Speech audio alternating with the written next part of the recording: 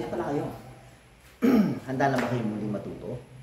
So, ngayong araw, ang ating palang pag-aaralan kung paano gumawa ng extension. Pero hindi ito basta extension ha.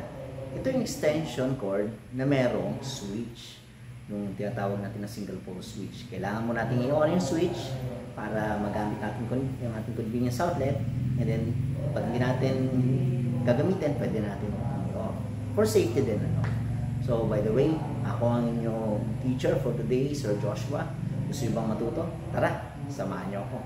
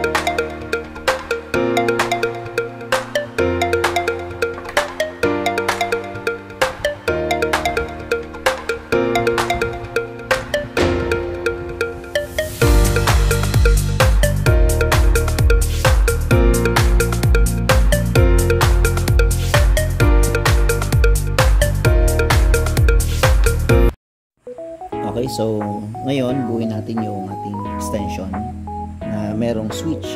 So lalagyan mo natin siya sa ating dump plate. Unahin natin ang ating switch.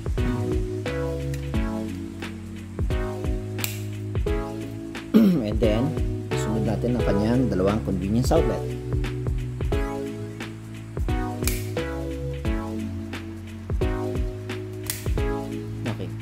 So, kapag nilagay na natin to, pwede natin masundin yung naka-indicate dyan. Basa kayo, 10 ampere, 250 volts. And pwedeng ganyan ang format para mas maayos. Yung iba kasi maligtad ang paglalagay, yung iba dito on. So, gawin natin na mas maayos yung ating gagawing extension. Lalagay tayo dito ng jumper. So, meron akong inihanda at ang aking gagamitin na tatlo lamang. Ayan. So, sa pag-strip ng wire, pwede natin sundin yung haba niyan. So, yun lamang tatalupan. Then, tansyahin nyo na yung distance ng ating convenience and yung ating switch. Ito, tinitwist ko ang dulo para mas maayos ang paglalagay.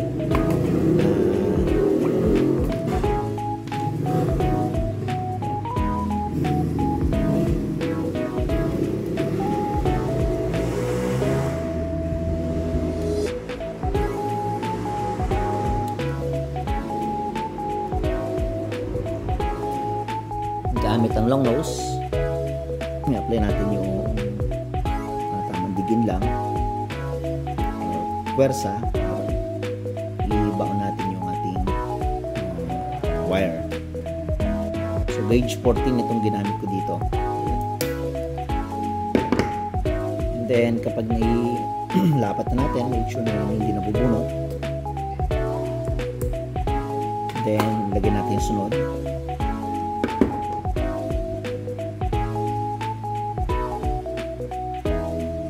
So, taas at baba lalagyan natin ng jumper.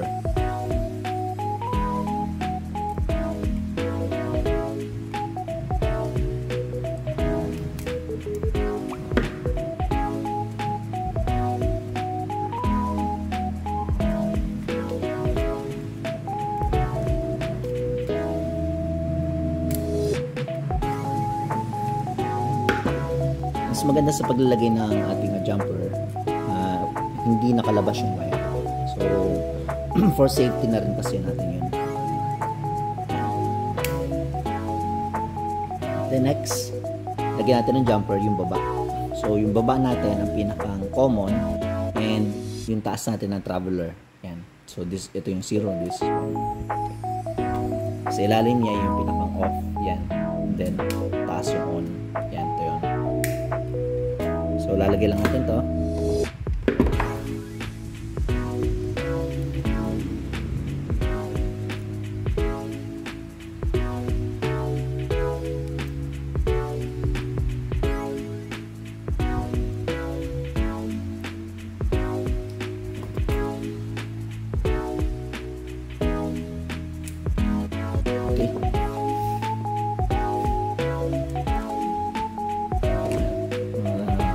Long nose.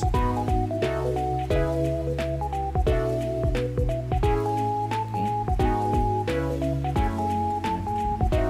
At once pag nailagay natin yan, sunod naman natin yung ating utility box. Then yung wire. Pero bago natin ito itakid, buuin muna natin yung kabilang dulo, yung ating main plug. So assemble muna natin. Okay, so dito, tinulupan ko na yung dalawang wire base doon sa desired ng aking lalagay na tornilyo. Meron kasi siyang pinakang nut and saka screw. Pwede natin doon na iikot ito ng ating stranded wire yan. So, nasa sa inyo kung paano, pero mas maganda matibay ito para hindi siya mahigit. Kasi yun nagiging cost ng ibang extension kung ba't siya nasisira. So tara, buuin natin. Yan. So ito na yung male plug. Screw na rin natin yung dalawang wire. Yung isa, indication. Ito may sulat yan. Line 1. And yung kabila niya is line 2. So tara, takpan na natin yan. Make sure pala na magkahiwalay yan. Dapat magkahiwalay para maiwasan natin na yung electrical shock, magkaroon siya ng electrical arc kasi kuryente nga maaaring makadisgrasya siya. So ayan, pag sigurado nyo magkahiwalay na yan, lagyan natin siya ng cover.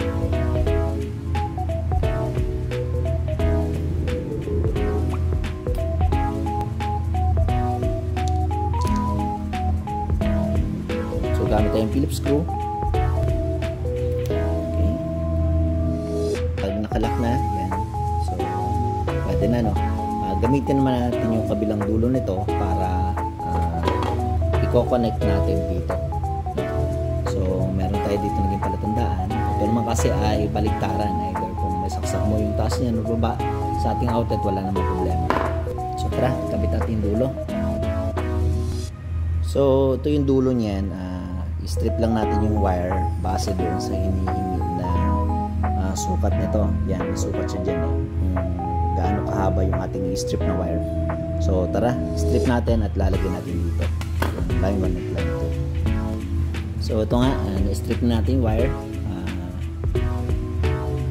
Tinis na rin natin dulo kasi yung gauge 16 medyo malambot ang wire, kaya kinakailangan natin na gumamit ng flat screw dito para maitulak natin maganda yung wire, kasi kung papasin nyo meron yung pinakang notch dyan, may susungkitin pa tayo dyan sa loob. So kailangan natin alalay lang dahil yan ay nasisira, para ma-prevent natin ma-track yung pinakang bahaya ng ating switch and convenience. So try lagyan natin.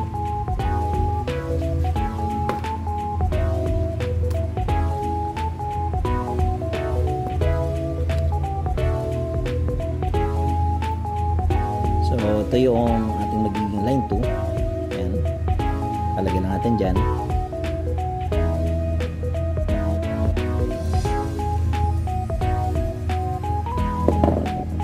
And then, yung isa naman, dito sa katabi. Ayan, yung katabi. Diyan natin lalagay yung pinaka line 1.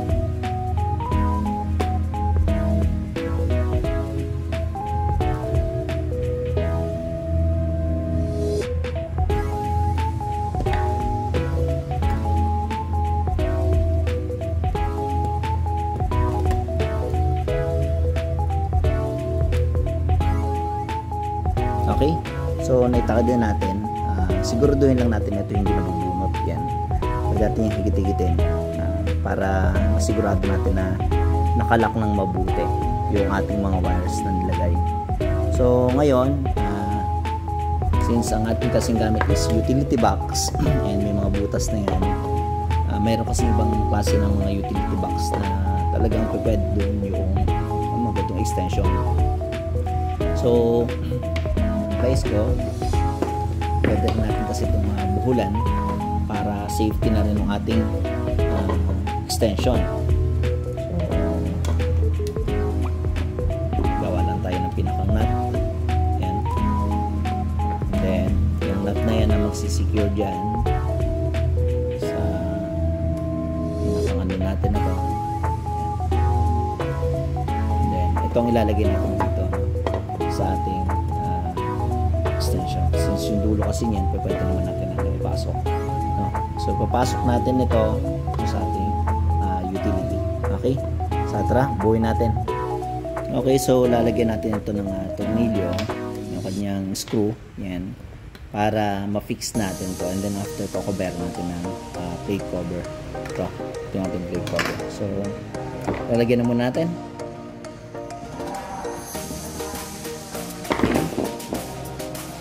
Ito, secure na natin yung isa. So, gamit natin dito ay Phillips screw.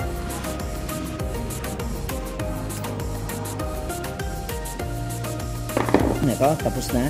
Test naman natin kung gumagana. No? So, coverin muna natin ating plate cover. Yan. Test natin kung gumagana. So, gamit ang ating clamp tester, set lang natin ang ating tester dito sa pambasa ng ating continuity. Yan. Para mapapansin nyo, parang meron dyan logo ng wifi. Yan. Pwede rin naman digital meter. So, wala nga na tayo available na analog. So, gamit natin sa digital yung ating clamp meter.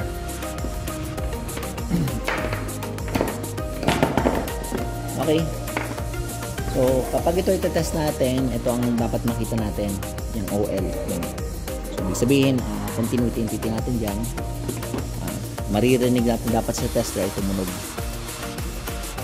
Yan. Pag pinagdidikit natin to, dapat tumunog. Una muna natin itetest yung ating linya. Gamit ang ating dulo ng male plug. So, lagay lang natin to. Then, yung kabilang line ay dun sa kabilang dulo. Saksakan. So, since naka-off yan, tingnan natin kung ano tutunog. So, ito yung line niya. Ayan. Kabila, wala. Ayan. Pagin natin.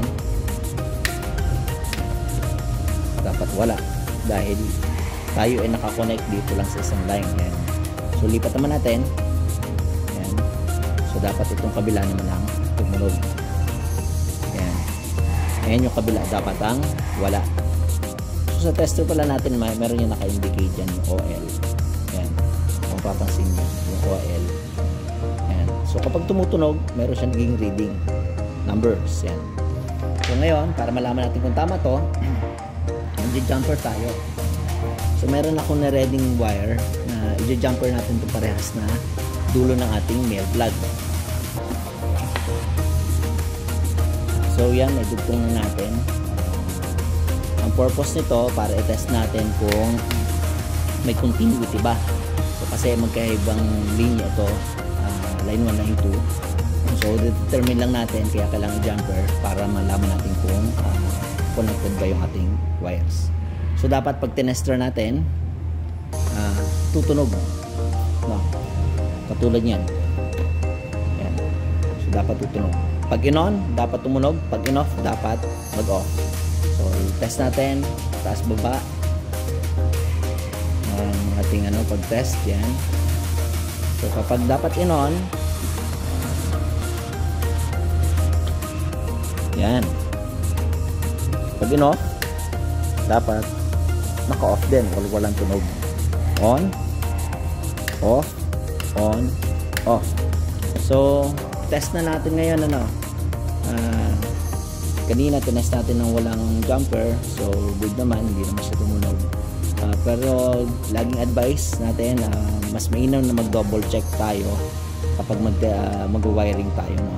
So tanggalin natin yung jumper. Dapat ito ay pag tinest natin, hindi siya tutunog. Kasi kapag tumunog po yan, ibig sabihin may continuity. So ngayon, the moment of truth, ating i-energize.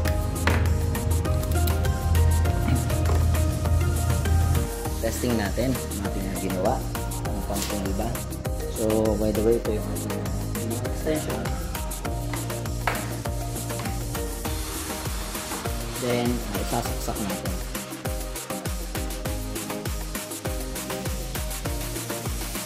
So ito po yung naka-off pa. Titingnan natin kung may voltage ba. So gamit tayo ng tester. So sa pagtitest,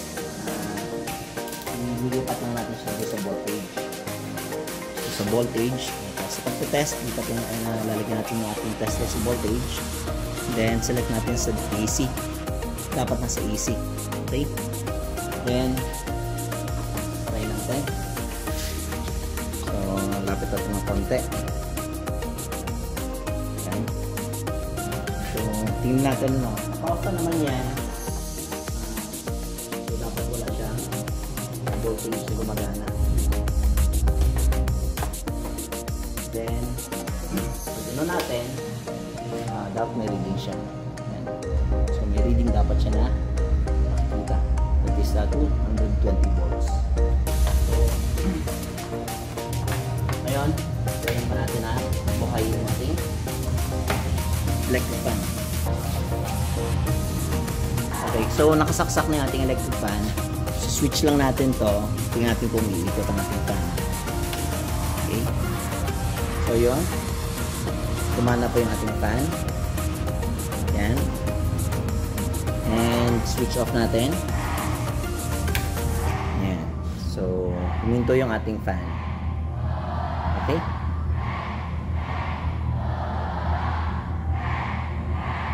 Okay, so natapos na natin yung ating activity. And ito na yung ating finished product, yung ating extension. So pagdatingin sa ating mga ginagawa, lagi natin tatandaan guys, yung safety first, mahalaga yun. Lalo na ang ating din palagi ay kuryente, and then also yung safety ng gumagamit ng gamitan, especially mga ganitong extension. So consider din natin bilang tayong gumagawa ay yung kaligtasan natin. So pwede tayong magsuot ng gloves, pwede rin naman wala. Kung sakaling hindi buhay kuryente, ito ay tatrabaho natin na hindi nakasaksak sa kuryente, pwede natin nakamain yung ating ginagawa. So yung mga tools, proper tools, mas mapapalo ng ating gawain, yung tama yung mga tools, and then also yung mga tamang sukat pagdating doon sa mga pagputol at pag-strip ng wire. So dapat din natin siya consider. So yun lamang. I hope na kayo ay maraming natutunan for today. Ingat kayo and God bless.